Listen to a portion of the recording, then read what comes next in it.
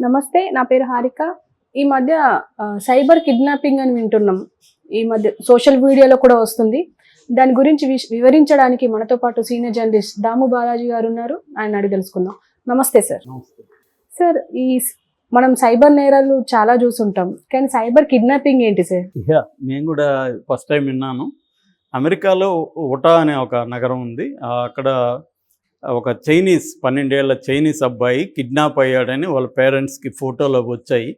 ఆ అబ్బాయికి ఫోన్ చేస్తే ఫోన్ తీయలేదు. స్కూల్లో కనుక్కుంటే స్కూల్లో కూడా లేడని చెప్పారు. దాంతో వాళ్ళు ఆ అబ్బాయి కిడ్నాప్ అయినట్టుగా వాళ్ళకి ఫోటోలు వచ్చాయి. ర్యాన్సమ్ $80,000 చెల్లించమని కూడా, చెల్లిస్తే మీ అబ్బాయిని వదులుతామని కూడా ఫోన్ చేశారు. దాంతో వాళ్ళు స్కూల్లో వాళ్ళకి చెప్పారు. స్కూల్లో వాళ్ళు పోలీసులు కంప్లైంట్ చేశారు. పోలీసులు వచ్చి మొత్తానికి ట్రేస్ చేయాలనుకున్నారు. ఈ లోపల వాళ్ళు పేరెంట్స్ని తీవ్రంగా బెదిరించారు. మీ అబ్బాయిని చంపేస్తామంటే వీళ్ళు $80,000 వాళ్ళకి ట్రాన్స్ఫర్ చేసేసారు. చేసినాక ఈ అబ్బాయి ఒక రిమోట్ ఏరియాలో దొరికాడు. అతన్ని నిన్నెవరు కిడ్నాప్ చేశారంటే నన్ను ఎవరు చేయలేదు, నేనే వచ్చాను ఇక్కడికి అన్నాడు.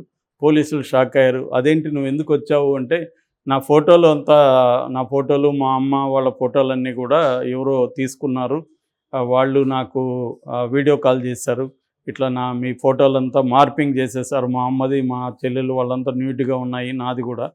సో ఇవన్నీ చేసేసి ఇవన్నీ బయట పెడతాము, సోషల్ మీడియాలో పెడతాము, మీ స్కూల్లో కూడా ఓపెన్గా మీ స్కూల్ వెబ్సైట్లు అన్నిట్లోకి పెట్టేస్తామని చెప్పారు. దాంతో భయపడి నేను మీరేం చెప్తే అది చేస్తానన్నాను. సరే నువ్వు ఒక పని చేయి, నువ్వు దూరంగా వెళ్ళిపోయి నువ్వు కట్టేసుకొని ఆ ఫోటోలు మీ ఇంట్లో వాళ్ళకి మాకు పెట్టు, మేము మీ ఇంట్లో వాళ్ళకి పెడతామని చెప్పారు. నేను వాళ్ళు చెప్పినట్టే చేశాను. ఆ తర్వాత నాకేం జరిగింది తెలియదని ఆ కుర్రాడు చెప్పాడు. సో ఇది ఒక రకంగా ప్రపంచాన్ని షాక్ చేసిందని చెప్పొచ్చు. నేను చాలాసార్లు చెప్తున్నాను, ఏఐ టెక్నాలజీ వచ్చినాక మనం ఊహించని విధంగా క్రైమ్స్ రాబోతున్నాయని చెప్పాను. అది ఇప్పుడు ఇది ఒక కొత్త ఎగ్జాంపుల్. అంటే ఈ ప్రమాదం మన దేశంలో కూడా స్టార్ట్ అవబోతుంది. అదేంటంటే ఇప్పటివరకు మనం ఫిజికల్ కిడ్నాప్ విన్నాం. కిడ్నాప్ అంటే ఏంటి, ఎవరో వచ్చి నన్ను ఎత్తుకుపోతే అది ఫిజికల్ కిడ్నాప్. కానీ సైబర్ కిడ్నాప్ ఏంటి, ఎవరో ఎక్కడుంటారో తెలియదు వాళ్ళు. రెండోది, ఫిజికల్ కిడ్నాప్లో పట్టుకోవడం ఈజీ పోలీసులకి, ఎందుకంటే ట్రేస్ చేస్తారు, ఫోన్ నెంబర్లు ఉంటాయి. ఒకవేళ ఫోన్ స్విచ్ ఆఫ్ అయినా కూడా పట్టుకునే టెక్నాలజీ ఉంది. సెల్ ఫోన్ టవర్ ఎక్కడ ఉన్నారు ఏంటి అన్నీ కనిపెట్టచ్చు. కానీ ఆఫ్ఘనిస్తాన్లో ఉండి నన్ను సైబర్ కిడ్నాప్ చేయొచ్చు ఇక్కడ. సో వీళ్ళు వెళ్ళి ఆఫ్ఘనిస్తాన్లో అక్కడ పట్టుకోలేదు. సైబర్ కిడ్నాప్కు ఉండే వెసులుబాటు ఏంటంటే, ఇవాళ మన అందరినీ సోషల్ మీడియాకి అలవాటు చేసేసారు. ఇవి స్మార్ట్ ఫోన్లు వచ్చేసాయి. దాదాపు 80% అంటే దాదాపు 100 కోట్ల పైన ఇండియాలో స్మార్ట్ ఫోన్స్ ఉన్నాయి. ఈవెన్ నిన్నెవరో ఒక ఆయన ఫేస్బుక్లో పెట్టాడు, ఎక్కడో కొండల అడవుల్లోకి వెళ్తే తూర్పుగోదావరి జిల్లాలో ఒక ట్రైబల్ ఉమెన్ పశువుల్ని తీసుకెళ్తూ ఆమె దగ్గర స్మార్ట్ ఫోన్ ఉందంట. ఏందమ్మా నువ్వు స్మార్ట్ ఫోన్ వాడతావంటే, అవును సార్ నేను యూట్యూబ్ వీడియోలు బాగా చూస్తుంటానంటే, నువ్వేం చదువుకున్నావు అంటే, నేనేం చదువుకోలేదు సార్ అనిందంట. అని వీళ్ళని అడిగిందంట, మీరేం చేస్తారు సార్ అంటే, మేము ఒక యూట్యూబ్ ఛానల్ నడుపుతాము అని చెప్పాడంట. పేరేంటి సార్ అంటే పేరు చెప్పాడంట. ఇమీడియట్గా యూట్యూబ్లో సెర్చ్ చేసిందంట. సెర్చ్ చేసి వీళ్ళ ఛానల్ చూసి, బాగానే ఉంది సార్, 30,000 మంది సబ్స్క్రైబర్లు ఉన్నారు మీ ఛానల్లో, అన్నీ మీరు మా గురించే ఎక్కువ పెడుతున్నారు సార్ అని చెప్పిందంట. అదేందమ్మా నువ్వు చదువుకోలేదంటున్నావు, నీకు ఎలా సెర్చ్ చేయగలిగావు అంటే, మా పిల్లలు ఇంగ్లీష్ మీడియంలో చదువుకుంటున్నారు సార్, వాళ్ళు నేర్పించారు అని చెప్పిందంట. సో ఇది ఒక బెస్ట్ ఎగ్జాంపుల్. అంటే స్మార్ట్ ఫోన్లు ఏ స్థాయికి వెళ్ళిపోయి, దీనివల్ల మంచి ఉంది. అంటే ఆమె తమ జీవితాలకు సంబంధించిన నాలెడ్జ్ కావచ్చు, ఆ వీడియోలు చూడడం, ఆమెకి కొన్ని రకాల స్కిల్స్ డెవలప్ అవుతాయి, అంతవరకు బాగానే ఉంది.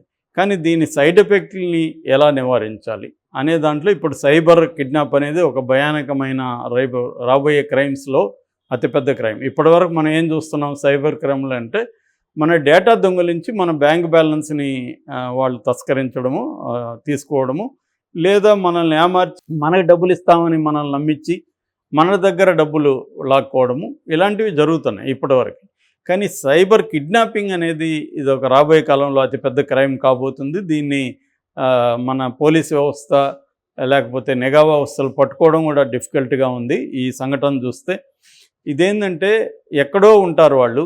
ఇప్పుడు ఫర్ ఎగ్జాంపుల్ నేనున్నాను, నా ఫోటోలు నావన్నీ వీడియోలు అన్నీ ఉంటాయి బయట, అవి తీసుకుంటారు వాళ్ళు. వాటిని ఏఐ టెక్నాలజీ ఉపయోగించి న్యూట్గా మార్చేస్తారు. లేదా ఇంకొక అమ్మాయితో నేను ఇంటిమేట్గా ఉన్నట్టుగా కూడా వాళ్ళు క్రియేట్ చేసేస్తారు. చేసేసినాక నాకు అవి పంపిస్తారు. పంపించినప్పుడు నాకు ఒక్కసారికి భయభ్రాంతం అవుతాను. ఎందుకంటే నా కాంటాక్ట్స్ అంతా కూడా వాళ్ళ దగ్గరికి వెళ్ళిపోతాయి. నా ఫోన్లో కాంటాక్ట్స్, నా ఫేస్బుక్ అన్నీ వెళ్ళిపోతాయి. అప్పుడేం వాళ్ళు నన్ను ఏం చెప్తారంటే, నువ్వు మేము చెప్పినట్టు వినకపోతే ఈ వీడియోలంతా బయటకు వస్తాయి, ఇమ్మీడియట్గా రేపు బ్రేకింగ్ న్యూస్లో వస్తాయి, నువ్వు చాలా బ్రేకింగ్ న్యూస్లు చెప్తుంటావు, నువ్వే ఇప్పుడు బ్రేకింగ్ న్యూస్ అవుతావు అని బెదిరిస్తారు. నాకేందంటే నేను ఆల్రెడీ మీడియాలో ఉన్నా కదా, భయం వేస్తుంది. రేపు పొద్దున నా యూట్యూబ్ వీడియోలు అంతా వస్తాయేమో. దాంతో నేనేం చేస్తాను, మీరేం చెప్తే అది చేస్తాను సార్, మీరు పెట్టకండి దయచేసి అని నేను రిక్వెస్ట్ చేస్తాను. అప్పుడు వాళ్ళు ఏం చెప్తారంటే, నిన్ను కిడ్నాప్ చేసుకున్నట్టు చేసుకోవాలి, నువ్వు దూరంగా వెళ్ళిపోయి స్విచ్ ఆఫ్ చేసుకోపోను, మేము చెప్పిన టైంకి మాత్రమే ఆన్ చేయి అని పలానా టైం చెప్తారు. ఆన్ చేసినప్పుడు వాళ్ళు ఇన్స్ట్రక్షన్స్ ఇస్తారు.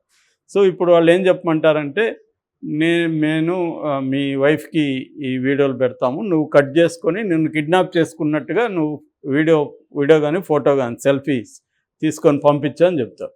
సో నేను ఎక్కడికి పోయి ఇప్పుడు ఒక దారాలతో నన్ను కట్టుకొని ఒక వీడియో నన్ను కిడ్నాప్ చేశారని నా వైఫ్కో మా బంధువులకో ఇట్లా నన్ను కిడ్నాప్ చేశారో, వాళ్ళు అడిగిన డబ్బులు ఇచ్చేసి నన్ను రక్షించు అని నేను చెప్పాలి. సో నా దగ్గరే చెప్పిస్తారు. చెప్పించినాక ఈ వీడియోని మా వైఫ్, ఫర్ ఎగ్జాంపుల్ మా వైఫ్ అనుకోండి, మా వైఫ్కి పెట్టి, మీరు 20 లక్షలు డబ్బులు ఇమీడియట్గా బ్యాంక్ లేకపోతే మేము చంపేస్తూ ఉంటాం.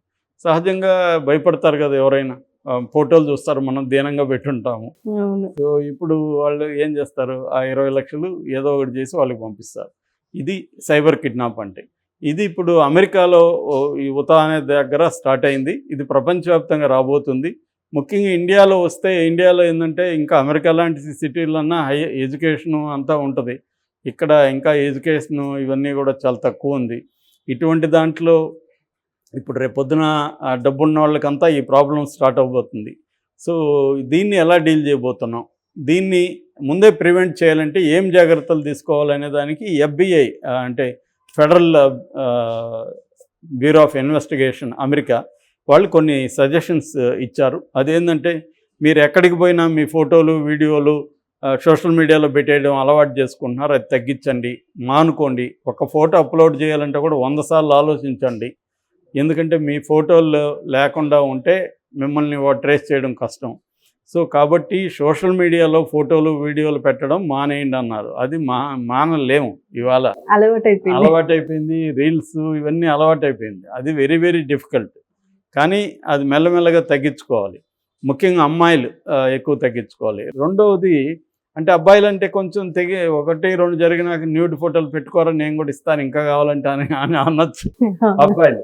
కానీ అమ్మాయిలు అలా అనే పరిస్థితి ఇంకా మన సమాజంలో లేదు. నేను అమ్మాయిలకు కూడా అదే చెప్తున్నా చాలాసార్లు, మీ న్యూడ్ ఫోటోలు ఎవరన్నా పెడతా అంటే ఇంకా నేను ఇస్తాను, పెట్టుకోండి అనండి, ఏం కాదు, ఏమవుతుంది, అందరూ న్యూడ్ బాడీసే, మనం అందరూ బట్టల కింద, ఏం కాదని చెప్తున్నాను. ఎందుకంటే ప్రాణం కంటే సోకాల్డ్ మానవం అనేది ఏమీ గొప్పది కాదు.